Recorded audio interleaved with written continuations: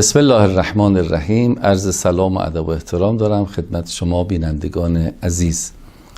در جلسه قبل عرض کردم برای اینکه بتونیم نسبت خودمون رو با تکالیف خانوادگی، تکالیف فردی، تکالیف اجتماعی، تکالیف شغلی جمع بکنیم و از این آدمای بی ارزه نباشیم که میرن یه طرفو میگیرن بقیه کارا میریزه زمین.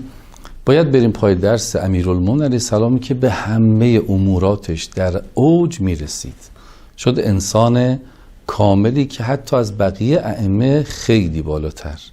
چجوری حضرت زهرا و امیرالمومنین علیه السلام بین همه وظایفشون به خوبی جمع میکردن. اصلا نداریم در تاریخ که از این جهت مثلا صدیقه طاهره استرس داشته باشه، به هم ریخته باشه، تو خونه اصلا عصبی بشه، به همه کاراش هم میرسیده. یک اصل این بود که آقا اگر میخواید بستری برای خودتون فراهم بکنید که به امورات مختلف و تکالیف اجتماعی یا حتی علایق و سلاقتون برسید، خانواده‌تونم با هنر و سلیقه همراه کنید، نه با اجبار، با تمرین، با چشوندن لذت‌های خورد بعضی از فعالیت‌ها. خواهید دید که انس اصلا قاعده اینه، انسان با هر چیزی مدتی مراوده کنه باهاش انس میگیره، اون کاره میشه. مثلا ببینید امام علی علیه السلام در نهج البلاغه فرمود ان لم تکن حلیما فتحلم.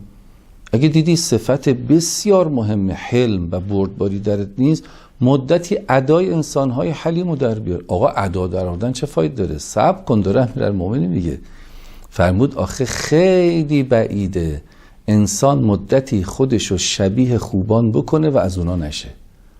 سرایت میکنه بابا شما کنار دیوار همسایه یه باغچه به درست کن، روزی یه لیوان آب بده، کم کم دیوار همسایه نم میده اگه درست نباشه. سرایت میکنه. این خصلت‌های خوب سرایت میکنه. گلی خوشبوی در حمام روزی رسید از دست محبوبی به دستم، بدو گفتم که مشکی یا عبیری که از بوی دلاویز تو مستم. بگفتا من گلی بدبوی بودم ولیکن مدتی با گل نشستم، کمال همنشین در من اثر کرد وگرنه من همان خاکم که هستم. پس اینا که داریم میگیم ما یه وقت شیطون نیاره که بابا مگه میشه، نه، یه مدت بدون حتی هیچ میل و رغبتی اداشو در بیاری، چنان انس بگیری. خب نکته بعدی در این زمینه این است که حالا من اومدم تلاشم کردم با بگو بخند، با توجیه قشنگ، با سلیقه زن و بچه‌م یا اگه خانم با شوهرش این مسئله داره، همسرم بردم تو این فضاها که علاقمند بشه و به هر دلیلی که نمیفهمم نمیشه. من چیکار کنم؟ باز دوباره دوراهی میشه. تکالیف دیگه‌مو بذارم زمین چون غر میزنن، نیاز تقاضا دارن، مطالبه دارن، یا به اینا بی احترامی کنم، میگم برو بابا من کار مهمترم دارم و میخوای منو زنجلیل کنی از این حرفا زشت.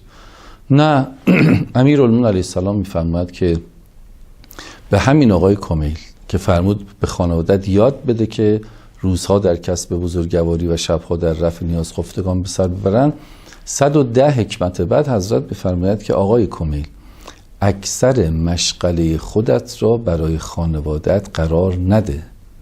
جلسه قبل یادتونه گفتم یک جاهاش به نظرتون اولش گزنده است، این همونجا بود. آقا یعنی چی؟ چرا امیرالمومنین گفته بیشتر وقت رو زن و بچت نذار؟ بشینیم ببینیم امیرالمومنین که خطا نمیکنه، امیرالمومنین علیه السلام که خودش برای زن و بچهش میمیره، چرا این توصیه رو میکنه؟ میفهمد اکثر مشغله خودت رو به خانوادت اختصاص داده. اولا نگفت اکثر وقت خودت رو فقط، اون اکثر مشغله ذهنی و مشغله وقتی و مشغله جسمی، اکثرش رو به خانوادت اختصاص داده. از چه بابی؟ از باب اون تزاحمی که گفتم. یعنی چی؟ یعنی اگر میبینی زیادی از حد برای خانوادت وقت میذاری یا دغدغه درست میکنی، از تکالیف دیگت میمونی، مثلا از خودسازیت موندی، مدتی یه مهر فقط بعد بتونی بندازی 4 رکعت نماز بخواشی بری، اون چه فایده‌ای داره؟ به وظایف سیاسی نمیرسی، فضای معنوی نمیرسی، به فضای اجتماعی نمیرسی، اونجا چیکار میخوای بکنی؟ بگی خب دیگه چیکار کنم خانواده اینجوری بودن؟ نه، حضرت بفرمود اکثر مشغله خودت رو برای خانوادت قرار نده. یه توضیح داره آخرش میگه چیکار کنیم؟ حضرت میگه به خاطر اینکه از دو حالت خارج نیست، یا خانواده تو از دوستان خدا هستن، پس خدا دوستان خودشو که رها نمیکنه، که فراموش نمیکنه، یا خدای نکرده خانوادت دشمن خدا، تو چرا برای دشمن خدا بیش از حد وقت میذاری؟ این چقدر منطق حصر ثنایی قشنگیست. خانواده‌ات یا جز مردم خوب متدین انقلابیان که الحمدلله اکثر ما اینجوری. خب خدا که بنده خوبش رو فراموش نمی‌کنه. تو تکلیفتو به اندازه انجام بده، برو بسپار به خدا. اینا هم خدا دارن. یا خدای نکرده تو خط خلاف دین و خدا انقلاب اینها، تو به اندازه وظیفت کارتو انجام بده، بیشتر از این وقت نذار. یعنی حضرت آسیه همسر فرعون تمام مشغلش فرعون بوده؟ نه، ولی در تاریخ هم هیچ مشاجره بینشون ثبت نشده. اینکه قهر کنه غذا بهش نده، نه نشده.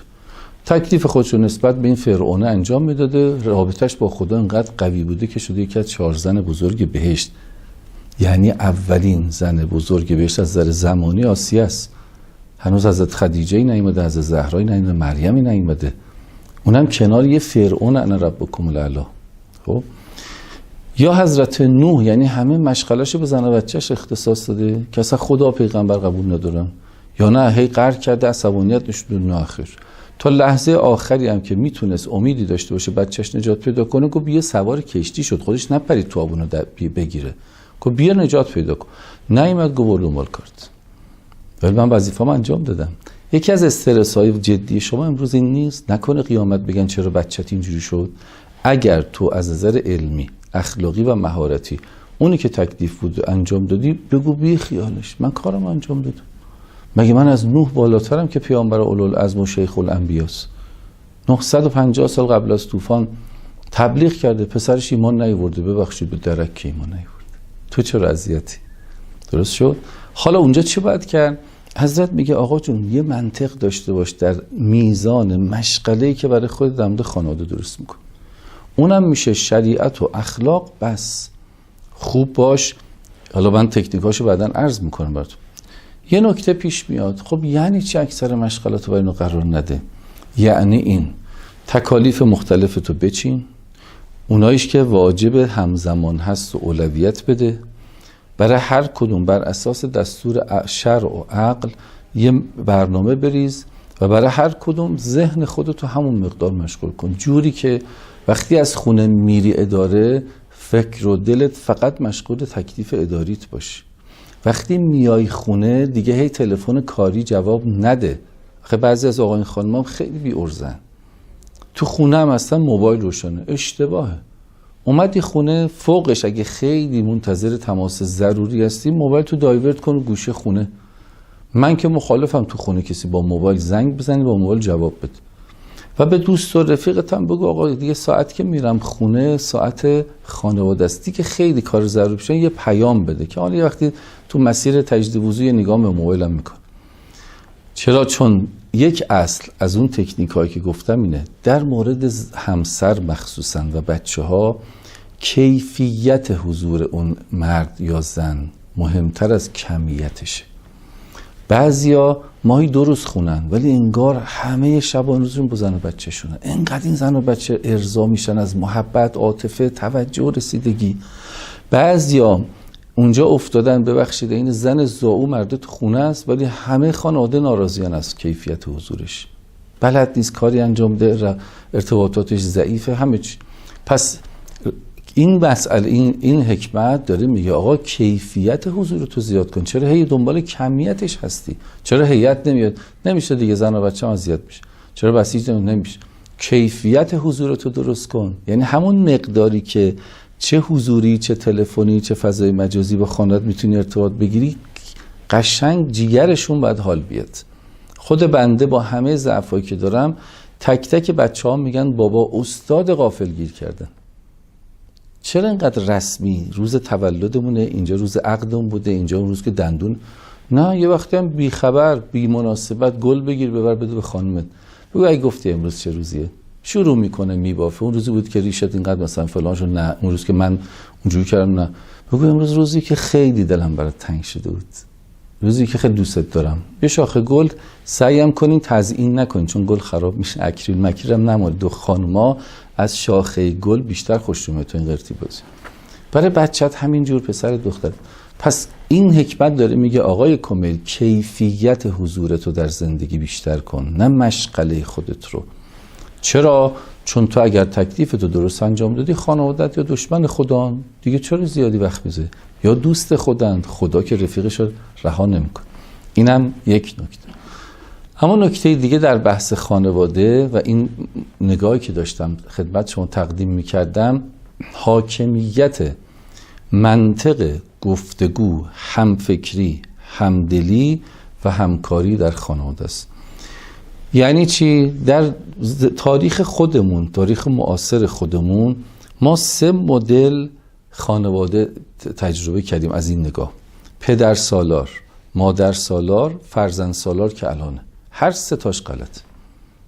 چرا؟ چون اصلا سالار در زندگی منطق و عشقه، نه پدر و مادر و بچه هیچ کدومشون. یک منطقی است در زندگی، اون منطقه باید حاکم باشه. یعنی چی؟ یعنی در اکثر مسائل همون مودت و رحمتی که خدا اول عقد کادو میکنه به دختر و پسری که شدن زن و شوهر میده باید حاکم باشه، عشق و مهربانی. در مسائل خاص و حاد و حساس منطق باید حاکم باشه. مثلا آقا یکی از دوستان، یکی از اقوام دعوت کرده عروسی و ما یقین داریم اونجا زن و مرد قاطی و حجاب مجاب درست نیست و بزن و برقصه. تو خونه بحث میشه، دختره میگه تلمون لک میزنه یه عروسی بریم، بابای میگه خب حرامه، مادره میگه حالا میریم، اگه خیلی ناجور بود خودمونو مشغول میکنیم، پسره میگه من که عمرن نمیام. اختلاف میخواد بشه. اینجا منطق چیه؟ رساله عملی است. از اول اگه من زن و بچه‌ام با این بار بیارم که آقا اصلا انسان‌هایی که معیار دارن اختلاف دارن، چون معیار همیشه یکیه و یک با خودش دعوا نمیکنه. هر وقت نظراتون مختلف شد ببینیم این موضوع به کجا ربط داره. اگه شرعی رساله، اگه اخلاقی استاد اخلاق، اگه قانونی به قانون جمهوری اسلامی مراجعه میکنیم. اختلافی دیگه نداره که. درست شد؟ در اکثر موارد امور زندگی رو بر اساس چشم بستن بر عیوب و تغافل و عشق و حسن ظن و محبت و ایثار و اینا باید حل کرد. یه موارد خاصی هم که پیش میاد که اختلاف میخواد بشه، معیار رو میذاریم وسط، همه تمکین میکنیم.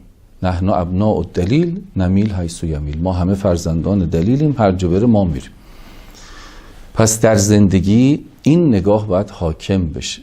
این هدیه‌ای که من عرض کردم و جدی بگیرید. خدا در قرآن 3 جور رابطه معرفی کرد. 1 رابطه امت با پیغمبر، میگه باید مودت باشه. قل لا اسألکم علیه اجرا الا المودة فی القرب. 2 رابطه پیامبر با امت رحمت باید باشه و ما ارسلناک الا رحمتا للعالم. اما به زن و شوهری که میخوان عقدشون رو بخونن میرسه، میگه به محضی که عقد عقدتون رو خوند و گفتی قبل تو، من خدا اول از همه قبل اینکه مادر داماد بیاد اون گوشواره رو بندازه گوش عروس، من هدیه رو دادم. چیه؟ جعل بینکم مودة و رحمه. هر دوتا این رابطه رو تو شما جمع کرد. مودت یعنی عاشقانه همدیگر دوست داشته باشید. رحمت هم یعنی که در کمی ها و کاستی ها با نگاه مهربونی رد شید. اینجا که دادگاه نیست که ماده فلان تبصره فلان اصل فلان. اینجا که شرکت سهامی است که بگه سهم من چی شد، حق سهم من چی شد، سود من چی شد. پادگان نیست که پدر سالار، مادر سالار، بچه سالار. اینجا خانواده است. اینجا خانه است. مأمن همه ما خانواده هامونن. اینجا محل تسکین و آرامش ماست. پادگان هیچ کس آرامش نداره، در دادگاه هیچ کس آرامش نداره، در شرکت سهامی هیچ کس آرامش نداره. اما در خانه خدا میگه آقای مجرد، اومدی ازدواج کردی، کنار همسرت به آرامش میرسی. لتسکنوا الیها، پیش زنانتون. خب این آرامش چجوری تامین میشه؟ وقتی من هی نگرانم که الان خانومم از گوشی من یه چیزی سوء ظن نمیکنه، از نوع جواب دادنم، از رفتنم، الان به خودم اتکلون زدم، هی داره سوء ظن میکنه، مثلا آرامش ندارم که. چرا؟ چون اعتماد نداره، هی داره سوء ظن میکنه، سوداش بالاست، توهم میکنه. یا مرد همینجوری، کجا بودی، کی رفتی، الان آنلاین شو، الان نمیدونم تصویری ببینم کی اونجاست. خب این دیوانه است. آرامش میشه دیوانه؟ تو آرامش داری مگه؟ هر لحظه ممکنه بپرو کلت. پس بیایید در خانواده این مودت و رحمت رو پیش ببرید. علی علیه السلام بر اساس این چند نکته به امام حسن و بعضن تو حکمت‌ها به دیگران گفته. یکیشو میگم، مثلا مسئله غیرت. مگه میشه انسان آدم باشه غیرت به ناموسش نداشته باشه؟ کسی که غیرت نداره عفت هم نداره. خب حضرت در نهج البلاغه میفهمن ما زنا غیور قط. اگر کسی غیرت داشته باشه زنا نمیکنه، یعنی عفت داره. یعنی گاهی وقتا اونی که عفت نداره نسبت به ناموس دیگران، معلومه خودش هم غیرت نداره به ناموس خودش. خب حالا این غیرت رو اگر دادیم دست جاهل چی میشه؟ یا افراط یا تفرید. حضرت در نامه 31 در بند آخر از یه طرف به امام حسن علیه السلام میگه نسبت به ناموست غیرت داشته باش، نمیگه پوشششون رو سخت بگیر، میگه جوری زندگی تو مدیریت کن که اینا همیشه در پوشش باشن. مثلا خونت یه جوری باشه که اینا راحت باشن، وسیله نقلیت. بعضی اشتباهی فکر کنن فقط حجاب یعنی هم چادره، نه، میگه تو یه جوری مدیریت کنی که اینا نسبت به نامحرم در حجب و حجاب باشن، پوشیده باشن. خب یه خونه نگیر که حرف بزنی تو اتاق خواب همسایت بگه ببخشید دیشب این که به خانمتون گفتی از نظر فلان دانشمند غلطه. آرامش نده خانم. مهمونا صدا رو میشنن، راه نرو. اولا این غیرت داشته باش نسبتشون، بعد بلافاصله میفهمد مواظب باش. اگر غیرت بیجا نشون بدی، غیرت بیجا زن عفیفه پاک دامن رو آلوده خواهد کرد. چرا؟ چون به یه جا فشاری از یه جا دیگه میزنه بیرون. شما گرمی زیاد بخوری جوش میزنی، اگه گفتی چه ربطی داره؟ خب فشار میاد، از کجا بزنی؟ از پوستت میزنه بیرون.